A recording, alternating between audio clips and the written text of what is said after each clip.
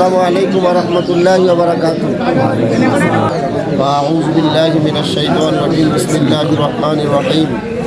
কুল্লু নাফসিন যায়িকাতুল মাউত সুম্মা ইলাইনা তুরজাউন। ওয়া ক্বালা আল্লাহু তাআলা ফি কালামিহিল মাজিদ ওয়া ক্বালা রাসূলুল্লাহি সাল্লাল্লাহু আলাইহি ওয়াসাল্লাম ইযা মাতাল ইনসানু ইনকাতা'a আনহু আমালুহু ইল্লা মিন সালাসাতিন ইল্লা মিন সাদাকাতিন জারিয়াতিন আও ওয়ালাদিন সালিহিন ইয়াদ'উ লাহু।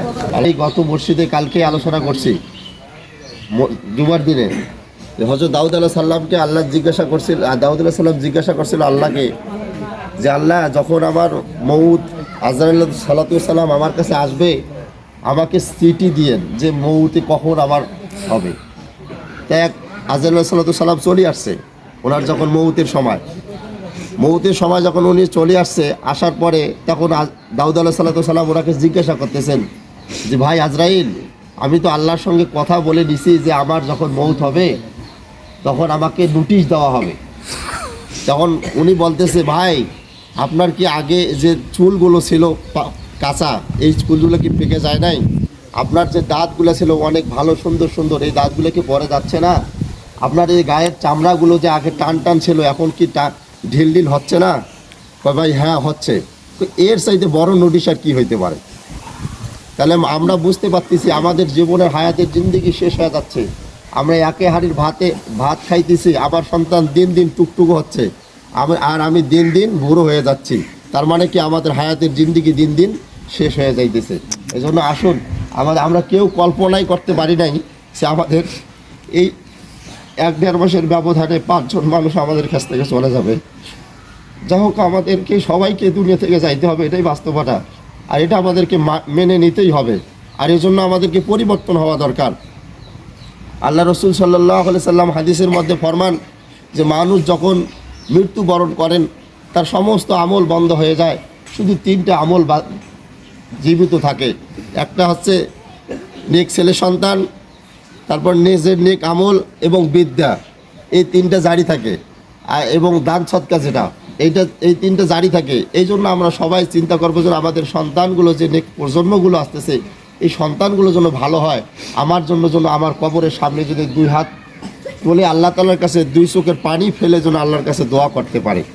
এরকম সন্তান যদি আমরা গড়াইতে পারি তাহলে আশা করা যায় আমরা তার বদলে আমরা কিছু সব কবরে পাইতেই থাকবো।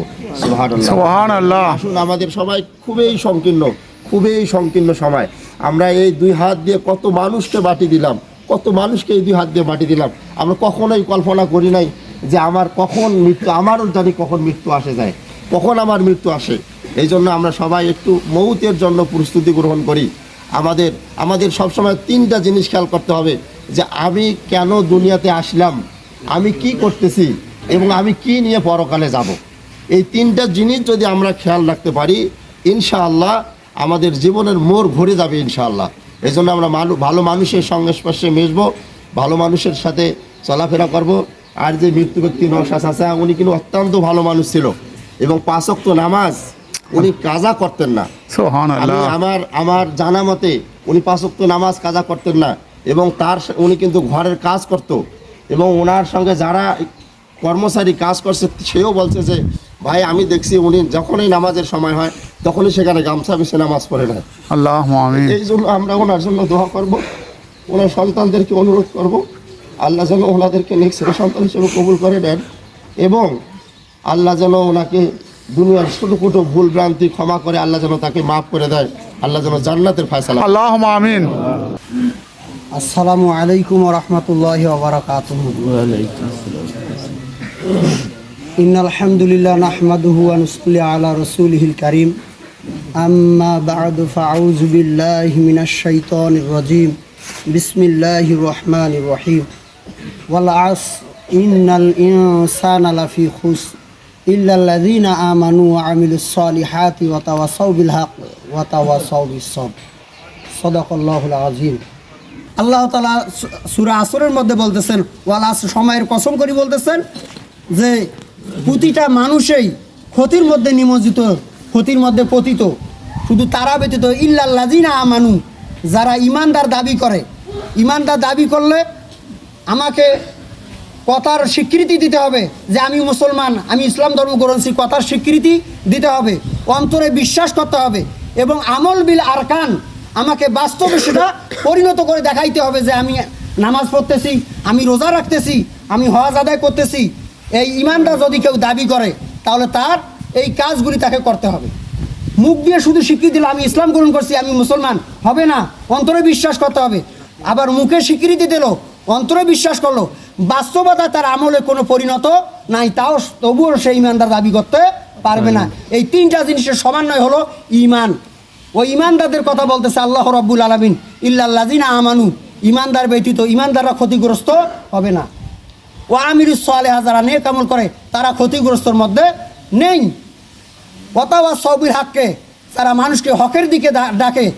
এই যে নামাজ পড়তেছে, যে আর এক ভাইকে দাওয়াত দিতেছে, ভাই চলে নামাজ পড়ি, নামাজের আহ্বান করতেছে। একজন গুনাহের কাজ করতেছে, ভাই গুনাহের কাজ করা যায় না।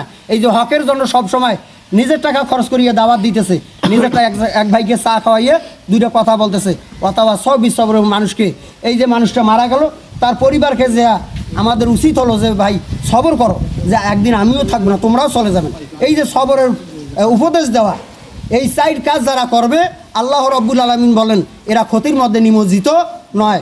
বাকি সমস্ত মানুষগুলি এই চার শ্রেণী বাদ দিয়ে যারা আছে সব মানুষগুলি ক্ষতির মধ্যে লিপ্ত। আল্লাহ পাক সুবহানাহু ওয়া তাআলা, আমি যে কথাগুলো বললাম, হুজুর সাহেব যে কথাগুলো, খতিব সাহেব যে বলছেন, এই কথাগুলি আমি সহ আমাদের সকলকে আল্লাহ তাআলা আমল করার তৌফিক দান করুক। আমা তৌফিক ইল্লা বিল্লাহ। আসসালামু আলাইকুম ওয়া রাহমাতুল্লাহ। আমার বাবার জীবন দশায় চলাফেরায় কেউ যদি মন খারাপ করে মাফ করে দেন, আলহামদুলিল্লাহ। আলহামদুলিল্লাহ। থাকলে আমাকে বলবেন, ইনশাল্লাহ শোধ করে দেবো। ইনশাআল্লাহ। আসসালামু আলাইকুম। ঠিক আছে, ইনশাল্লাহ।